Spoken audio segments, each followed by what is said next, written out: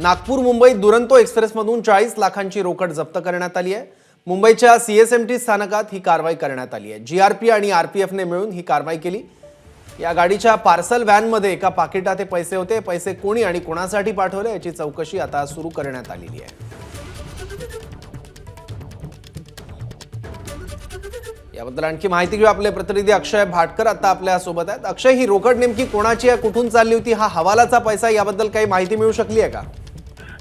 सौरभ, या संदर्भात सध्या चौकशी सुरू करण्यात आलेली आहे, कारण की इतक्या मोठ्या प्रमाणात असलेली रक्कम, ती देखील रोकड कॅश मध्ये असलेली रक्कम जी आहे ती नक्कीच कोणत्याही चांगल्या कामासाठी किंवा लीगल मार्गाने पाठवण्यात आलेली नसते आणि त्यामुळे आता ही रक्कम नेमकी कशी आणि कुठून आली याचा शोध जो आहे तो आता घ्यायचा प्रयत्न आरपीएफ आणि जीआरपी करतात। मात्र आज सकाळी ज्यावेळी नागपूरवरून ही दुरंतो एक्सप्रेस सीएसएमटी मध्ये आली त्यावेळी या एक्सप्रेसच्या पार्सल व्हॅन मध्ये हे पैसे पोलिसांना आढळलेले आहेत आणि त्यांनी ही रक्कम जी आहे ती मोजून ती सध्या जप्त केलेली आहे, जमा केलेली आहे। आता प्रत्येक पार्सल व्हॅनचा एक कोड असतो आणि त्या कोडमध्ये त्यामध्ये पार्सल कोणते कोणते आहेत, ते कुठून आलेले आहेत या सगळ्याची माहिती द्यावी लागत असते। त्यामुळे ही सगळी माहिती शोधायचा प्रयत्न आता बरोबर धन्यवाद अक्षय या माहितीबद्दल।